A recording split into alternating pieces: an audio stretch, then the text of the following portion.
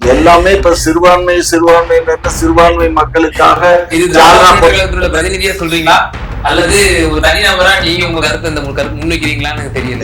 இல்ல நான் காமாட்சி நாயுடுவா தான் நான் இதை முன்வைக்கிறேன். திமுகவுடைய பிரமுகரா தான் வைக்கிறேன். நான் என்னுடைய கொள்கை இது. நான் பெத்த பிள்ளைங்க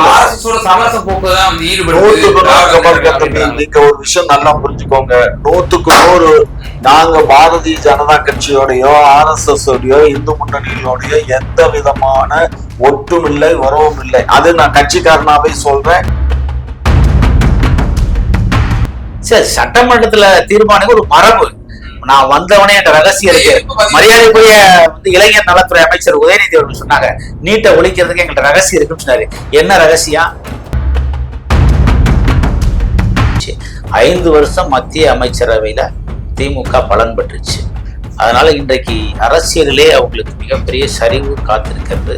இந்த 3 ஆண்டு கால ஆட்சியிலே மிகப்பெரிய லட்சக்கணக்கான கோடிகளை அவர்கள் கொள்ளையடித்து வெளிநாடுகளை பதுக்கி வைத்திருக்கிறார்கள்.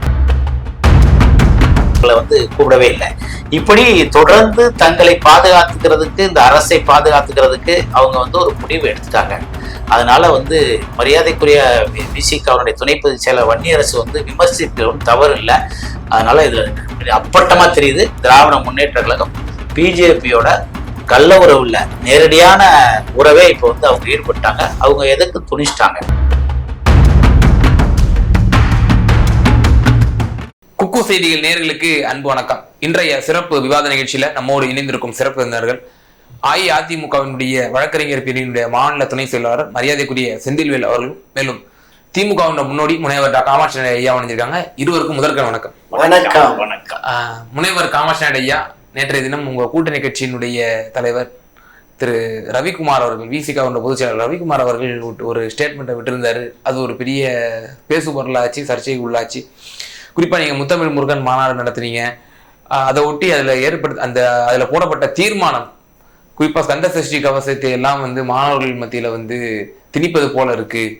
அவர்கள் அந்த கண்டெஸ்ட் எல்லாம் வச்சு நீங்க இது உங்களுக்கு இதெல்லாம் வேலையா அரசுக்கு அப்படின்ற மாதிரி அவர் ஒரு விரிவான அறிக்கையை கொடுத்திருந்தாரு. உங்கள் கூட்டணி கட்சிகளுக்குள்ள ஒரு மோதல்கள் முற்று இருக்கு அப்படின்ற விஷயத்த முன்வைக்கிறாங்க. 3 விஷயங்களை முன்வைக்கிறாங்க. முதலாவதாக, நீங்கள் ஆளுநர் தேரின் விருந்தை 3 ஆண்டுகளா புறக்கணிச்சுட்டு தற்போது நீங்க அதை போயிருக்கீங்க. 2வது, நாணயம் வெளியீட்டு விழாவில், மாநில அரசு நடத்தக்கூடிய விழாவில் ஏன் உங்களோட தோழமை சக்திகளை ஏன் தேசிய தலைவர்களை கூப்பிடல அப்படின்ற ஒரு விஷயத்தையும், 3வது விவகாரமாக இந்த விவகாரம் முத்தமிழ் முருகன் மாநாடு, இந்த முருகன் மாநாட்டையும் கொள்கை சமரசம் செய்கிறதா திராவிட முன்னேற்ற கழகம் அப்படின்ற ஒரு விவகாரத்தை சிபிஐ, சிபிஎம் மற்றும் விடுதலை சிறுத்தைகள் இவர்கள் எல்லாம் கேள்விக்கு உட்படுத்தி இருக்கிறாங்க. ஒரு சலசலப்பு இருக்கு போலயே அவங்க கூட்டணி கட்சிக்குள்ள. கூட்டணியில சலசலப்புங்கிறதெல்லாம் இல்ல. கூட்டணியில இருக்கோம், நாங்களும் கட்சி நடத்துறோம் அப்படிங்கிறத வெளியில தெரியப்படுத்துறதுக்காக இந்த மாதிரி சந்தர்ப்பத்தை அவங்க பயன்படுத்திக்கிறாங்க. இவ்வளவு காலமா திமுகவோட கிளை கழகமா செயல்பட்டாங்கன்னு சொல்றீங்களா? கிளை கழகம்னு சொல்ல இயலாது. அவங்க தனி கட்சி தான். அதனால அவங்க கட்சி இருக்குது அப்படிங்கிறத நினைவூட்டுறதுக்காக மறுபடியும் இந்த மாதிரி எல்லாம் சொல்றாங்க, பேசுறாங்க. இல்ல சார், விடுதலை சிறுத்தையில கம்யூனிஸ்ட் கட்சியில காங்கிரஸ் கட்சியா சார் திமுக கிளை கழகமா செயல்படுறதுக்கு அவர்கள் எல்லாம் போருக்கு கொண்டு வருங்க சார். இதே அநீதி நடந்துச்சுன்னா உடனே அறிக்கை வரும் சார். அறிக்கை வரும், போராட்டங்கள் இருக்கும், மக்களோட இருப்பாங்க சார். அவங்க இருக்கட்டும், யாரு வேண்டாம்னா அப்ப ஓட்டு போடுற மக்கள் ஒரு 90 விழுக்காடு இந்துக்கள் ஓட்டு வாங்குறோம். அப்ப அந்த இந்துக்களுக்கு ஒரு மாநாடு நடத்துறது, அவங்கள பத்தி புகழ்ந்து பேசுறது தப்புன்னு சொன்னா அது எந்த அர்த்தத்துல? அப்போ ஒரு கிறிஸ்தவர்களையும் ஒரு முஸ்லீமையும் அந்த மாதிரி பேசுவாரா இந்த ரவிக்குமார்? ஒரு கிறிஸ்தவத்தை பத்தி இந்த மாதிரி பேசுவாராம், அல்ல ஒரு முஸ்லீமை பத்தி பேசுவாராம்? யோசிச்சு பாருங்க. அப்ப அவங்க சிறுபான்மையினர் நமக்கு வேணும், வேண்டான்னு சொல்லல. அதே மாதிரி பெரும்பான்மையினர் வேணும் இல்ல? அப்ப அந்த பெரும்பான்மையினருக்காக விழா எடுக்கிறதுல என்ன தப்பு? திமுக சார்பில் கிறிஸ்தவர்களுக்கோ இஸ்லாமியர்களுக்கோ தாராளமா நீங்க நடத்திட்டு போங்க. ஏன் இப்ப அதிமுக சார்பிலையும் சரி, உங்க திமுக சார்பிலையும் சரி இஃப்தார் நோன்பு நிகழ்ச்சி நடத்தப்படுது. கிறிஸ்தவர்களுக்கு அவங்களுக்குள்ள அந்த கிறிஸ்துமஸ் விழாவோ அதெல்லாம் கூட நடத்தப்படுது. ஆனால் அது கட்சி சார்ந்து நடத்தப்படுது. ஒரு அரசே முன்னெடுக்கலாமா அப்படின்ற கேள்விதான் எல்லாரும் முன்வைக்கிறாங்க. குறிப்பா ஆசிரியர் கி வீரமணி அவர்களும் இந்த கேள்வி ஆணித்தரமா முன்வைக்கிறாங்க. ஆசிரியர் கிடைக்காது. இப்ப நான் சொல்றது கேளு. முஸ்லிம்களுக்கு நாங்க பண்றோம்னா முஸ்லிம்களுக்கு வந்து அது வக்ஃப் போர்டு வாரியத்துல இருந்து இருக்கு. அந்த வக்ஃப் போர்டு வாரியத்துல நம்ம யாரும் தலையிட முடியாது. அது முஸ்லிம் தான் சேர்மனா இருக்க முடியும். கவர்மெண்ட் வேணா ரெக்கவுண்ட் பண்ணலாமே தவிர மற்றபடி அதனுடைய வரவு செலவு அந்த கணக்கு வழக்குகள் எல்லாமே வந்து அந்த வக்ஃப் போர்டு அந்த முஸ்லிம் மக்களை சேர்ந்தது தான். அதனால அவங்க கண்ட்ரோல அவங்க அதுல இருந்து செலவு பண்ணலாம், வைக்கலாம். புரியுதா? கிறிஸ்துவர்களும் அது மாதிரி மிஷினரி, அந்த கிறிஸ்துவ மிஷினரியும் அவங்கள்ட்ட தான் ஃபண்ட் இருக்கு, அவங்க தான் அதெல்லாம் செலவு பண்ணுவாங்க, எடுத்துப்பாங்க. அதை பண்ண மாட்டாங்க. அதனால அதுக்கு கட்சியில இருந்து தான் நம்ம பண்ண முடியுமே தவிர அதை வந்து கவர்மெண்ட்ல இருந்து பண்ண முடியாது. ஏன்னா தனிப்பட்டது. இப்ப இந்த விழாவும் நம்ம கவர்மெண்ட்ல இருந்து பண்ணல. இப்ப உண்டியல் வசூல் வருது, அது யார் கண்ட்ரோலுக்கு போகுது? HRNC கண்ட்ரோலுக்கு போகுது. அது HRNC தான் தனியா தான் அதை மெயின்டைன் பண்றாங்க. அந்த வரவு செலவுகளை HRNC டிபார்ட்மெண்ட் தனியா தான் மெயின்டைன் பண்ணுது. அது கோயில்ல இருந்து ஸ்கூல் நடத்துறாங்க, காலேஜ் நடத்துறாங்க, ஏழைப்பாளைகளுக்கு கொடுக்குறாங்க, இது கோமாதா பூஜை பண்றாங்க, ஏதோ சில இது எல்லாம் பண்றாங்க. கோயிலுடைய கும்பாபிஷேகம், டெவலப்மெண்ட், இதெல்லாம் பண்றதெல்லாம் அந்த பணத்துல இருந்து தான் பண்றாங்க. அதுல சில கோயில்களுக்கு வந்து பத்தாதனால ஒரு 1000 கோடி 2000 கோடின்னு சொல்லி கவர்மெண்ட் கொடுத்து நீண்ட காலமா கும்பாபிஷேகம் பண்ண அந்த கோயில்களுக்கு எல்லாம் கும்பாபிஷேகம் பண்ணி ஒரு கால பூஜையாவது கோயில்கள் எல்லாம் நடக்கணும் அப்படின்னு சொல்லி நடத்துறாங்க. இது வந்து ஒரு 80 விழுக்காடு இருக்கக்கூடிய ஒரு இந்துக்களுக்கு அவங்க கொடுத்த பணம். நல்லா தெரிஞ்சுக்கோங்க, அரசு கொடுக்கல. அது அவங்க உண்டியல்ல காணிக்க செலுத்துற அந்த பணத்துல இருந்து தான் செலவு பண்றோமே தவிர மற்றபடி நம்ம அரசாங்க பணத்துல இருந்து எதுவும் செய்யல. ஏன்னா இப்ப ஒரு 10 பேர் முஸ்லீம் இருக்காங்க, ஒரு 20 பேர் இந்து இருக்காங்கன்னா அப்ப முஸ்லீமுக்கு நாங்க செய்யும் போது 20 பேர் மெஜாரிட்டி இருக்கக்கூடிய அந்த இந்துக்கு செய்யலைன்னா அது இதுவரை நாங்க செய்யாத இருந்ததே தவறு. 100க்கு 100 தவறு. இப்பதான் விழிப்புணர்வு வந்திருக்கு. அது இனிமே போற காலங்கள்ல நல்லா இருக்கும். ஏன்னா எல்லாமே இப்ப சிறுபான்மை மக்களுக்காக. இது திராவிட பிரதிநிதியா சொல்றீங்களா அல்லது ஒரு தனிநபரா நீங்க உங்க கருத்தை இந்த முன்வைக்கிறீங்களான்னு தெரியல. இல்ல நான் காமாட்சி நாயுடுவா தான் நான் இதை முன்வைக்கிறேன். திமுகவுடைய பிரமுகரா தான் வைக்கிறேன். நான் என்னுடைய கொள்கை இது, அரசு கொள்கை இல்ல, கட்சி கொள்கை இல்ல. காமாட்சி நாயுடு என்ற திராவிட முன்னேற்ற கழகத்தை சேர்ந்த ஒரு தொண்டனுடைய கொள்கை இது. நான் சொல்றேன், எங்க மக்களுக்கு அவங்க மெஜாரிட்டி மக்கள் அவங்க கொடுத்த பணம், அவங்க இறைவனுக்காக அவங்க போட்ட உண்டியல் பணம், அந்த பணத்துல இருந்து தான் செஞ்சிருக்கோமே தவிர அரசு கஜானா பணத்தை எடுத்து செலவு பண்ணல. அதே மாதிரிதான் நாங்க ஒவ்வொரு மதத்துக்கும் நாங்க பண்றது இல்ல. இப்ப இதன் மூலியமா நீங்க என்ன சொல்றாங்க அப்படின்னா, அரசியல் விமர்சகர்கள், பத்திரிகையாளர்கள், மூத்த பத்திரிகையாளர்கள், திமுக அனுதாபிகளை என்ன சொல்றாங்க அப்படின்னா, ஒருபோதும் திமுக இருக்கக்கூடிய சூழ்நிலையில கூட்டணி வைக்காது பிஜேபியோடு. ஆனால் இவர்கள் வந்து RSSோடு கூட்டணி வைப்பார்கள், RSSோடு ஒரு சமரச போக்கை வந்து கையாள்வார்கள். அதனோட வெளிப்பாடாகத்தான் இதெல்லாம் இருக்கு அப்படின்ற ஒரு விஷயத்த முன்வைக்கிறாங்க. மேலும் நீங்க சொல்லியிருந்தீங்க, இதெல்லாம் வந்து இந்து மக்கள், பெரும்பான்மை இந்து மக்கள் அவர்களுக்கு காலம் செய்திருக்க வேண்டும், செய்யாமல் இருந்ததே தவறு என்று நீங்க ஒரு சுட்டி காட்டியிருந்தீங்க. பேரறிஞர் அண்ணாவுடைய கருத்தை தான் நான் தற்போது இங்க சொல்லணும்னு நினைக்கிறேன். நாங்கள் ஒருபோதும் பிள்ளையாரை நாங்கள் சிலையை உடைக்கவும் மாட்டோம், அதே போல பிள்ளையாருக்காக தேங்காயும் உடைக்க மாட்டோம் என்று சொன்னவர் பேரறிஞர் அண்ணா அவர்கள். இன்னும் குறிப்பிடத்தக்க விஷயம். இந்த 2 கேள்விக்கு இங்க பதில் சொல்லணும். பேரறிஞர் அண்ணா சொன்ன கொள்கையில மாற்று கருத்து இல்லை. அந்த கருத்துக்கு நாங்க உடன்படுறோம். அதே சமயத்துல அதை பெருவாரியா நம்பக்கூடிய மக்களை வந்து நாங்க வந்து மடைமாற்றம் செய்ய விரும்பல. அந்த மக்களுக்கு என்ன தேவையோ ஒரு அரசு என்ற முறையில் அதை செய்ய கடமைப்பட்டிருக்கோம். இப்போ ஒரு குடும்ப தலைவன், ஒரு வீட்டுல வந்து நான் 8 பிள்ளைகள்ல 4 பிள்ளைகள் வந்து சாமி கும்பிடணும்னு நினைக்குது, 4 பிள்ளைகள் சாமி கும்பிடக்கூடாதுன்னு நினைக்குது. அதுக்கு சாமி கும்பிடக்கூடாதுன்னு நினைக்கிறோம், அது அவனுடைய இஷ்டம். கும்பிடணும்னு நினைக்கிறவன் அவனுடைய இஷ்டம். 2 பேர்த்துக்குமே அந்த தாயும் தாப்பனும் வந்து ஏற்பாடு பண்ணி கொடுக்க வேண்டியது அவங்களுடைய கடமை. தாம் பெத்த பிள்ளைகள் சமரச போக்குதான் வந்து நீங்க ஒரு விஷயம் நல்லா புரிஞ்சுக்கோங்க. 100க்கு 100 நாங்க பாரதிய ஜனதா கட்சியோடயோ RSS ஓடையோ இந்து முன்னணிகளோடய எந்த விதமான ஒட்டும் இல்லை, உறவும் இல்லை. அது நான் கட்சிக்காரனாவே சொல்றேன். அது வந்து எங்களுடைய கொள்கையாவே நீ எடுத்துக்கிடலாம். திராவிட முன்னேற்ற கழகத்தினுடைய கொள்கையாவே எடுத்துக்கிடலாம். நாங்க எக்காரணத்தை முன்னிட்டும் அந்த சனாதானக்க பேசக்கூடிய அந்த கட்சிகளோடு எங்களுக்கு கூட்டணி இல்லை. நேற்றைய தினம் நான் வெளிப்படையா ஊடகத்தோட பேர் சொல்றேன், புதிய தலைமுறையில் தொலைக்காட்சியில திரு வன்னியரசு விசிகாவினுடைய முன்னணி நிர்வாகி அவர்கள் திமுகவை அவர் வந்து நான் அப்படி ஒரு விமர்சனம் செய்தது நான் பெருசா பார்த்ததில்லை. நேற்று தினம் விமர்சனம் செய்துதான் பேசியிருந்தார் திராவிட முன்னேற்ற கழகத்தை. மேலும் குறிப்பிடுகிறார், ஒரு எப்படி சொல்றது, ஒரு தலைவரை, அர்ஜுன் சம்பத் என்ற ஒரு தலைவரை எப்படி வந்து வரிசையில அவர் அமர வச்சு, சேகர் பாபு அவர்கள் அவரை வந்து முன்வரிசையில் அமர வச்சு அவரை வந்து அழகு பார்க்கலாம் அப்படின்ற ஒரு விஷயத்த ஒரு கடுமையான சொல்ல போட்டு தனிநபர் தாக்குதல் செஞ்சாரு. நான் அந்த தாக்குதலுக்கு வந்து உள்ளாக்கப்படலை. இப்ப இந்த மாதிரியான கேள்விகள் உங்க கூட்டணி கட்சிகள் தான் வைக்கிறாங்க. அதிமுக வச்சிருந்தா இது ஒரு அரசியல் பண்றாங்கப்பா, நம்ம வந்து உதாசீனப்படுத்திடலாம். இதே பிஜேபி பண்ணிச்சுன்னா, இதே மற்ற கட்சிகள் நீங்க ஒரு விஷயம் நல்லா புரிஞ்சுக்கோங்க. அர்ஜுன் சம்பத் அவர் ஒரு இந்து. அவர் என்ன பேசினாரு எடுத்தாருங்கிறத நம்ம கணக்குல எடுத்துக்க வேண்டிய அவசியம் இல்ல, புரிஞ்சுக்கோங்க. அதான் என்ன கேக்குறாங்க கேள்வி. நேற்று தினம் அதே விவாத மேடையிலே அந்த இடத்தில் மோகன் பகவத் இருந்திருந்தால் நீங்கள் அனுமதித்திருப்பீர்களா? திராவிட முன்னேற்ற கழகம் அவர்களை சிகப்பு கம்பளம் விரித்து வரவேற்றிருக்குமா அந்த மாநாட்டிற்கு அப்படின்ற கேள்வி முன்வைக்கிறாங்களே. இங்க பாரு, நாங்க வந்து இது மொத்தமா நாங்க இதுல அழைப்புதல் கொடுத்தது யாருக்கு அழைப்பு கொடுத்தோம்? அங்க இருக்கக்கூடிய ஒவ்வொரு மடாதிபதிகள்,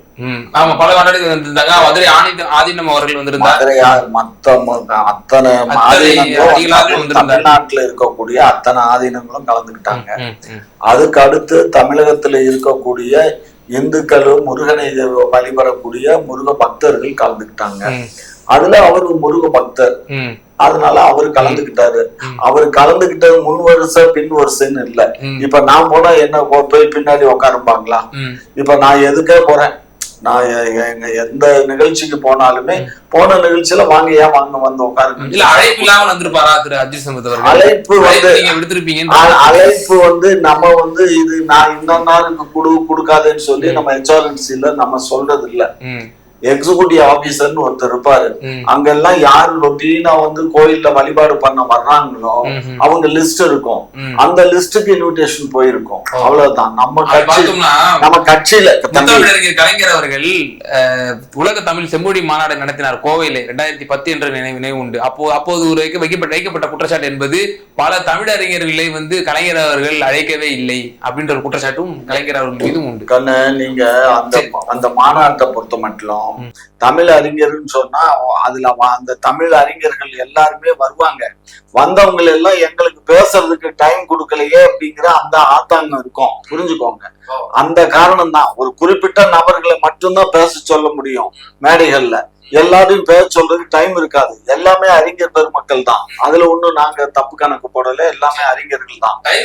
டைம் இருக்காது, அதனால நாங்க அழைப்பு கொடுக்கல. குறிப்பிட்ட நபர்களை மாத்திரம் அழைச்சு நாங்க அந்த விழாவை நடத்தணும். ஓகே, திரு செந்தில்வேல் சார், இப்ப இந்த விவகாரத்துல அதிமுக ஸ்போக்ஸ் பர்சன் எல்லாம் என்ன முன்வைக்கிறாங்க அப்படின்னா, பிஜேபி, அதாவது இவங்கெல்லாம் வந்து RSS ஒரு மறைமுகம் கூட்டணியை வைக்கும், இவர்கள் இப்போது கூட்டணி போகாவிட்டாலும் ஒரு அண்டர்ஸ்டாண்டிங்ல இருப்பாங்க அப்படின்னு சொல்லி அவர்களுடைய தோழமை சக்திகள் வந்து ஒரு புறம் ஒரு குற்றச்சாட்டுகளை வைத்தாலும், அதிமுக ஒரு நேரேட்டிவை செட் பண்ணுதா, பிஜேபியோடு திமுக கள்ள தொடர்புல இருக்கு அப்படின்னு சொல்லி நேரேட்டிவ் செட் பண்ணுதாங்கிற ஒரு கேள்வி இருக்கு. உங்களுடைய அனுதாபியா இருக்கக்கூடிய திரு கலை அவர்கள் நேற்று தினம் புதிய தலைமுறையில் ஒரு கருத்தை முன்வைக்கிறார். இந்த மாதிரி நான் வந்து உங்களை மாதிரி மறைமுக கூட்டணிலாம் சொல்ல மாட்டேன், நேரடியா போயிட்டாங்க, பிஜேபி போய் சரண்டர் ஆயிட்டாங்க அப்படின்ற ஒரு விஷயத்த முன்வைக்கிறார். இது வந்து நீங்க ஒரு நேரேட்டிவை செட் பண்றீங்களா? திராவிட முன்னேற்ற கழகம் தன்னுடைய கொள்கையில சரிவர தானே இருக்கிறாங்க. அவங்க வந்து ஒரு கொள்கை உறுதியில தான் இருக்காங்க. எந்த இதுலயும் சமரசம் செய்யலையா பிஜேபியோடு? நீங்க அப்படியே ஒரு குற்றச்சாட்டு நீங்க ஒரு நேரேட்டிவ் செட் பண்றீங்கன்றாங்க. எப்படி பாக்குறீங்க? இல்ல, திமுக பொறுத்தவரை 1949 ராபின்சன் பூங்காவில் கொட்டு மலையில பேரறிஞர் அண்ணா இந்த இயக்கத்தை தொடங்கிய போது ஒன்றே குலம் ஒருவனே தேவன், அது இந்துவா இருக்கட்டும், இஸ்லாமா இருக்கட்டும், கிறிஸ்தவமா இருக்கட்டும், அது ஒரு மார்க்குங்கள். அந்த வழிபாட்டு முறைகளை அவங்கவுங்க முறைப்படி அவங்க வந்து சாமி கும்பிட்டு இருக்கட்டும். எங்களை பொறுத்தவரை எங்களுடைய கொள்கை ஒன்றே குலம் ஒருவனே, சாமி இருக்கு அப்படிதான் அர்த்தம். அதனால அப்படி அண்ணா வழியில அடுத்த கட்டத்துக்கு அந்த இயக்கத்துக்கு வந்து தலைவரான மரியாதைக்குரிய மறைந்த கருணாநிதி அவர்கள், கலைஞர் கருணாநிதி அவர்கள், அவர் ஒரு ஸ்டாண்ட் எடுத்தார். அவர் வந்து அடிக்கடி தேர்தல் நிலைப்பாட்டுல ஒரு டிஃப்ரெண்ட் ஸ்டாண்ட்.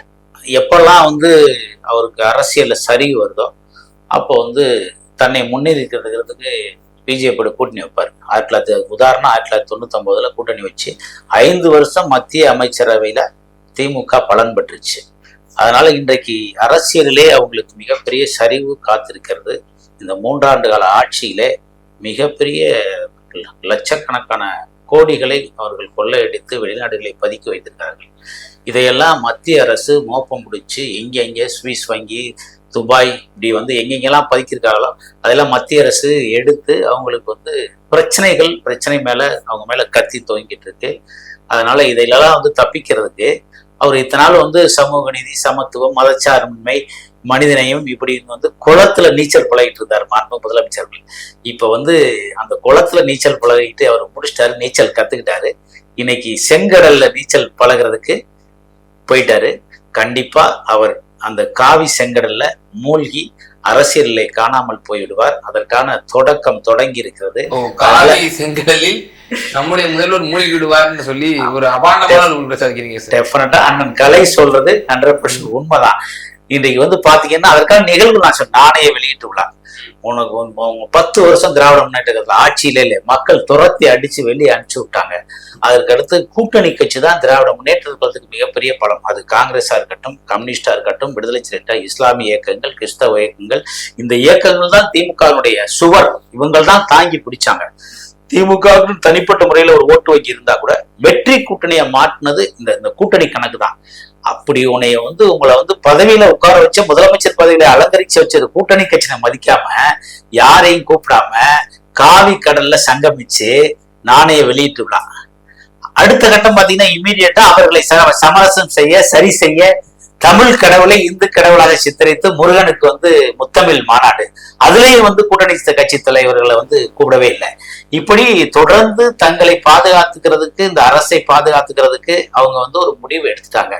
அதனால மரியாதைக்குரிய விசிகாவுடைய துணை பொதுச் செயலர் வன்னியரசு விமர்சிக்கிறதும் தவறு இல்லை. அதனால இதுல அப்பட்டமா தெரியுது, திராவிட முன்னேற்ற கழகம் பிஜேபியோட கள்ள உறவு இல்ல, நேரடியான உறவே இப்ப அவங்க ஈடுபட்டாங்க. அவங்க எதுக்கு துணிச்சிட்டாங்க. அதனால இனிமே அவர்கள் கூட்டணி தலைவர்களா இருக்கட்டும், கூட்டணி கட்சி கம்யூனிஸ்டா இருக்கட்டும், காங்கிரஸ் இருக்கட்டும், யாரையும் மதிக்க வேண்டிய அவசியம் இல்லை. அதனால குளத்துல நீச்சல் பழகின முதலமைச்சர் குளத்துல நீச்சல் பழகி முடிச்சிட்டாரு. இப்ப செங்கடல், காவி கடல் நீச்சல் பழக தயாராக. இப்ப ஒப்பிட்டு பார்ப்போம். ஒப்பீட்டு அளவுல இப்ப எடப்பாடியார் அவர்கள் 4.5 ஆண்டுகள் ஆட்சி செய்தார். திரு ஸ்டாலின் அவர்கள் இப்போது 3 ஆண்டுகள் நிறைவடைந்து 4ஆம் ஆண்டுல அடி எடுத்து வச்சிருக்கிறாரு. 4 ஆண்டுகள்ல பிஜேபி அரசுக்கு எவ்வளவு ஃபேவரபிளா இருந்தோம், நம்ம எவ்வளவு இந்த மாநில உரிமைகள்லாம் நம்ம அடகு வச்சோம். இப்ப இந்த 3 ஆண்டு ஆட்சி நம்ம எடுத்துக்கிடுவோம். அப்ப ரெண்டுக்கு ஒப்பிடுகையில இப்ப திராவிட முன்னேற்ற கழகம் எந்த விதத்துல பிஜேபியோடு இணக்கத்தை காட்டுச்சு, எந்த விதத்துல கள்ள உறவுன்னு நீங்க சொல்றீங்க? ஒரு கேள்விங்கிறது. நாங்க பிஜேபியோட உறவா இருந்து நாங்க மிகப்பெரிய சாதனை எல்லாம் பண்ணோம். நாங்க போய் திமுக மாதிரி காவிரி ஒப்பந்தத்துல நாங்க கையெழுத்து போடல, கச்சத்தீவை விட்டு கொடுக்கல. என்ன மீத்தேன் ஒப்பந்தத்துல போய் இது நீட்ல போய் திமுக காங்கிரஸ் கூட்டணி முதல் நீட்டுக்கு கையெழுத்து போட்டாங்க. இப்படி மாநில கல்வி மானியப்பட்டு மத்திய பட்டியலுக்கு போனதே திமுகவுடைய காங்கிரஸ் ஆட்சியில தான். இப்படி எத்தனையோ உரிமைகளை திமுக விட்டு கொடுத்துருக்கு.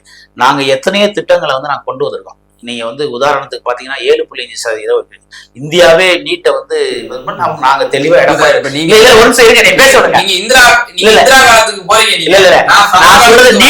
நானும் சமாதானம். 7.5% இடஒதுக்கீடு கிராமப்புற மாணவர்களுக்கு நாங்க வாங்கி கொடுத்துருக்கோம். இன்னைக்கு வருஷத்துக்கு நீட்ல ஒரு 500 கிராமப்புற மாணவர்கள் அரசு பள்ளியில படித்தவர்கள் இன்னைக்கு செலக்ட் ஆகிறாங்க. காவிரி மிகப்பெரிய மீத்தேன் எடுக்கணும்னு சொல்லிட்டு அந்த டெல்டா பூமியையே காடாக்க பார்த்தாங்க. அதுக்கு அது பாதுகாக்கப்பட்ட ஜோன்ல பாதுகாக்கப்பட்ட வேளாண் மண்டபம் நான் கொண்டு வந்திருக்கான்.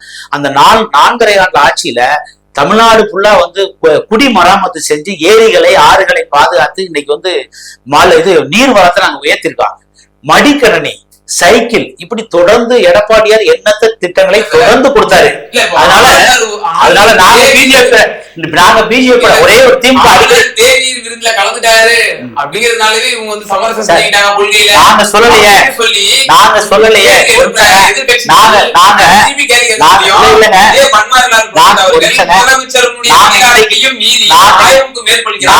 உங்கள் அமைச்சராக இருக்கக்கூடிய மாப்பா பாண்டியராஜன் அவர்கள் மக்கள் ஆளுநர் அப்படின்னு சொல்லி ஒரு பிரதிநிதியா இருக்கக்கூடியவர், ஒரு நியமன போஸ்ட் இருக்கக்கூடியவரை மக்கள் ஆளுநர்னு சொன்னதே எனக்கு ஞாபகம் இருக்கு.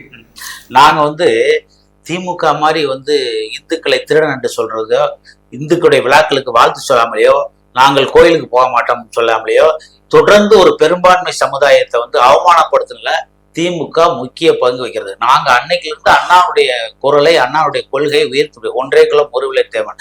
நாங்க இஸ்லாமா இருக்கட்டும், அவங்களுடைய ரம்ஜானுக்கு நாங்க இப்தார் விருந்தில் கலந்துக்குருவோம்.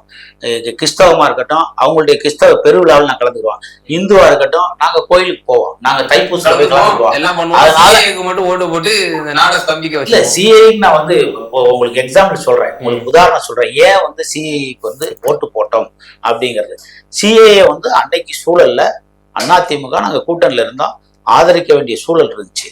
அதனால சிஏ நாங்க உடனே ஆதரிச்சல, பாராளுமன்றத்துல விவாதத்துக்கு உட்படுத்தி அதுல என்ன சாதகம் பாதகம் இதையெல்லாம் நாங்க டிஸ்கஸ் பண்ணி தான் நாங்க சிஏ போட்டு என்ன ஆலோசனை பண்ணி தான் அது உடனே முடிவெடுக்கல.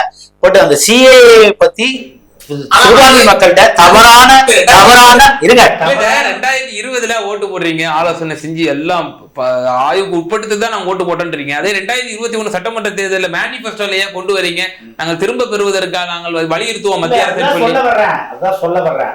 அப்ப என்ன எங்கள்கிட்ட அசூரன்ஸ் கொடுத்தாங்கன்னா, சிஏஏ இப்போ நாங்க பாராளுமன்றத்தை அதை மக்கள் கருத்தெடுப்புக்கு விட்டு அப்புறம் புதிய சட்டம் ஏற்றிக்கலாம் அப்படின்னு தான் எங்களுக்கு தகவல்.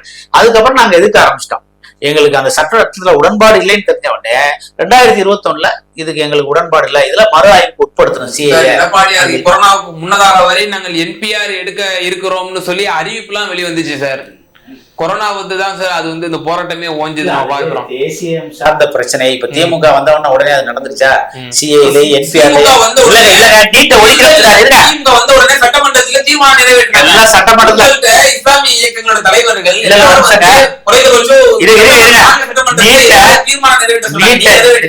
நீட்டை ஒழிக்கணும்னு தீர்மானம் நீட்டை ஒழிச்சிட்டாங்களா? சரி, சட்டமன்றத்துல தீர்மானம் ஒரு மரபு. நான் வந்தவனே என்ற ரகசியம் இருக்கு. மரியாதைக்குரிய இளைஞர் நலத்துறை அமைச்சர் உதயநிதி அவர்கள் சொன்னாங்க, நீட்டை ஒழிக்கிறதுக்கு எங்கள்ட்ட ரகசியம் இருக்குன்னு சொன்னாரு. என்ன ரகசியம்? இன்னைக்கு அதே நீட்ல நாங்க ஆதரவு திமுக காங்கிரஸ் கூட்டணியில தான் நீட்டை கொண்டு வந்துச்சு. சாரி, காங்கிரஸ் கூட்டணியில இன்னைக்கு நாங்க இன்னைக்கு வரைக்கும் நீட்டை எங்களுடைய பாலிசி நீட்ல இருந்து விளக்கணும் தமிழ்நாட்டை அப்படின்னு தான் எங்களுடைய பாலிசி. ஆனால் ஒரு மிகப்பெரிய புத்திசாலித்தனமான முடிவை எடப்பாடி அவர்கள் எடுத்தாங்க. 7.5% கிராமப்புற அரசு பள்ளியில படிக்கும் மாணவர்களுக்கு ஒதுக்கி இந்தியாவுக்கே இன்னைக்கு ஒரு முன்மாதிரியா ஒரு சட்டத்தை கொண்டு இன்னைக்கு வருஷத்துக்கு 500 இருந்து 700 பேரு கிராமப்புற பள்ளியிலே அரசு பள்ளி மாணவர்கள். இது எவ்வளவு பெரிய திட்டம்! இதை வரையறுங்க. நீங்க இதை விட்டுட்டு ரெட்டை ஓடுற திமுகவே நீங்க ஆதரிக்கிறாங்க. அவங்க பிஜேபி போய் கலந்தாங்களே, காவியில கலந்தாங்களே, இன்னும் என்ன பண்ணுவீங்க? RSS ஆதரிக்க தவிர நீங்க வழியே இல்லை. RSS கொள்கைகளை முன்முடிக்கிற ஒரு வழியே இல்லை. அவங்களுக்கு இன்னைக்கு மிகப்பெரிய பிரச்சனை இருக்கு. அந்த பிரச்சனையில தங்களை பாதுகாத்துக் கொள்வதற்கு காவி கடல்ல கலந்துட்டாங்க. காவி கடல்ல நீச்சல் பழகிறதுக்கு தயாராட்டார் முதலமைச்சர் அவர்கள். ஓகே, நிறைவான கருத்தா இருக்கிறேன். திரு காமாட்சி, நிறைவான கருத்து சாருக்கு நீங்க மறுப்பு கொடுக்கலாம். மேலும் இறுதியான ஒரே ஒரு கேள்வி, என்ன உங்கள் மீது எல்லாரும் விமர்சனம் வைக்கிறாங்க அப்படின்னா, அவங்க தோழமை சக்திகளே, திராவிட முன்னேற்ற கழகம் ஒரு சமரசத்தை மேற்கொள்ளும் வருங்காலங்களில் நாங்கள் எங்கள் கொள்கையை இப்ப நாங்க ஒரு வீரியமாக நாங்கள் கொண்டு செல்லவில்லை. எங்களோட ஹார்ட்கோர் இப்ப எங்க திராவிடம், எங்களுடைய இந்த பார்ப்பனியத்துக்கு எதிரான இந்த கொள்கை நாங்க ஒரு ஓரளவு தான் நாங்கள் ஆட்சியில் இருக்கிறோம், நாங்கள் ஒரு சமரச போக்கை தான் நாங்கள் கடைப்பிடிக்கிறோம்னு சொல்லி நீங்க ஒரு RSSக்கு சமிக்கை காட்டுறீங்க அப்படின்னு சொல்லி உங்கள் மீது வைக்கிறாங்க குற்றச்சாட்டை. சாருக்கு மறுப்பு கொடுத்து இந்த கேள்விக்கு, அதாவது நான் தான் சொல்லிட்டேனே, சனாதானத்தை நாங்கள் ஒருபோதும் ஏற்றுக்கொள்ள மாட்டோம். அந்த கொள்கைக்கு எதிரானவர்கள் தான் திராவிட முன்னேற்ற கழகம். அதே சமயத்தில் அதிகப்படியான மக்கள், ஏறக்குறைய 80-85 விழுக்காடு இருக்கக்கூடிய இந்து மக்களுக்காக அவங்கள் வணங்கக்கூடிய தெய்வ வழிபாட்டுக்கு நாங்கள் உறுதுணையாக இருப்பது எந்த வழியிலும் தவறுன்னு சொன்னாரு. இந்துக்களை திருடன்னு சொன்ன இதே காரணம் கலைஞர் காரணம். பாரு, அரசியல்ல இதெல்லாம் சாதாரணமா ஆகையினால எல்லாமே அப்படித்தான். ஏன்னு கேட்டீங்கன்னா, இவங்க அம்மான்னு ஒரு அம்மா இருந்தாங்க. அந்த அம்மா இதுல போய் மகாமா குளத்துல போய் குளிச்சாங்க. 13 பேரோ 18 பேரோ அந்த குளத்துல விழுந்து செத்தாங்க. சரியா? அப்ப அன்றைக்கெல்லாம் இந்த கட்சிகள்லாம் என்ன பண்ணாங்க? வாய் மூடி மௌனமா. எவ்வளவோ அசம்பாவித சம்பவங்கள் இப்ப நம்ம கூட்ட நெரிசல்ல ஏற்படுது, விழாக்கள்ல அந்த மாதிரி நடந்திருக்கும். அந்த மாதிரி ஒரு மாஞ்சோலி தோட்ட தொழிலாளர்களுடைய இது எனக்கு அடிச்ச காவல்துறை அடிச்ச தாமிரபரணில அடிச்சு பண்ணீங்க, சட்டக்கல்லூரி விடுதலை போட்டு அடிச்சு எல்லாரையும் வந்து இது பண்ணீங்க, மாணவர் உதயகுமார் அடிச்சு கொண்டீங்க, அண்ணாமலை பல்கலைக்கழகத்துல உதயகுமார் அடிச்சு பண்ணீங்க, தூத்துக்குடி சிஎம்சி சாமி அடிச்சு பண்ணீங்க, அண்ணாமலை ரமேஷ் வந்து தற்கொலை சொன்னீங்க, சாமிக்கு பாஸ் ஆக தற்கொலைக்கு உட்படுத்துனீங்க. இப்படி சொல்லிக்கிட்டே போலாம். இப்ப கூட ஒரு தற்கொலை நடந்துச்சு சமீபத்துல. திமுக ஆட்சியில எத்தனையோ பேர் இந்த ஆட்சிக்கு காவு கொடுத்துறீங்க. அப்படி பார்த்தா நீ வந்து அது வந்து ஒரு யதார்த்தமா நடந்துச்சு. அன்னைக்கு வந்து மக்கள் கிரௌண்ட்ல நடந்துச்சு. அதிகாரியே வந்து உள்ளாக்கப்பட்டது சொல்லுவாங்க. மட்டும் இல்ல, இப்ப தூத்துக்குடி ஸ்டெர்லைட் ஆலைக்காக என்ன நடந்துச்சு,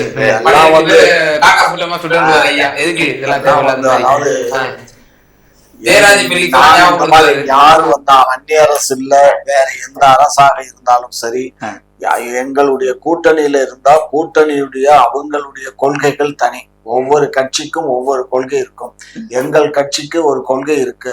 அதே வேளையில் எங்களுக்கு வாக்களிக்கக்கூடிய அதிகப்படியான 80% மக்களை நாங்கள் பாராமுகமாக இதுகாலம் வரை இருந்தது எங்களுக்கு தவறு என்று தெரிகின்ற காரணத்தினால் அவர்களுக்கு தேவையானவற்றை செய்து கொடுப்பதற்கு நாங்கள் இசைவு தெரிவித்து அவர்களுடைய பணத்திலேயே அவர்களுக்கு செய்து தருகிறோமே தவிர அரசு கஜானாவை திருப்பவில்லை. கடந்த 3 ஆண்டு காலமா பெரும்பான்மை சமுதாய இந்து மக்களை அவமதித்து விழாக்களுக்கு வாழ்த்து சொல்லாமல் அந்த மக்களை பல்வேறு வகையிலே மனது புண்படுத்தி இன்றைக்கு முதலமைச்சர் அவர்கள் மனம் திருந்தி அவருக்கு நல்லது செய்ததாக வந்து சொல்லியிருக்கிறார்கள்.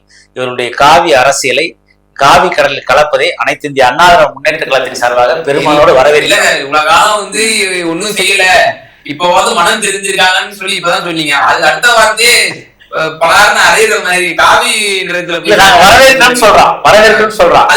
மாநில உரிமைகளை வந்து மீட்கட்ட, தமிழ்நாடு கல்வி பட்டியல வந்து மாநில பட்டியல மாநில சுயாட்சியை காப்பாற்றட்டா, விட்ட இழந்த உரிமைகளை, காவிரி பிரச்சனை, முல்லை பெரியாறு பிரச்சனை, அத்தனை பிரச்சனைகளையும் கிட்டத்தட்ட வந்து பாத்தீங்கன்னா 50 ஆண்டுகள் தீர்க்கப்படாத பிரச்சனை, அதையெல்லாம் வந்து இந்த காவி கடல்ல சங்கமிச்சு இந்த பிரச்சனை எல்லாம் தீர்க்கட்டும் நாங்க வந்து மனவர வாழ்த்துறோம். ஓகே, பல்வேறு விவகாரங்கள்ல எங்க நேயர்களுக்கு ரொம்ப தெளிவா விளக்குனதுக்கு மிகுந்த நன்றி.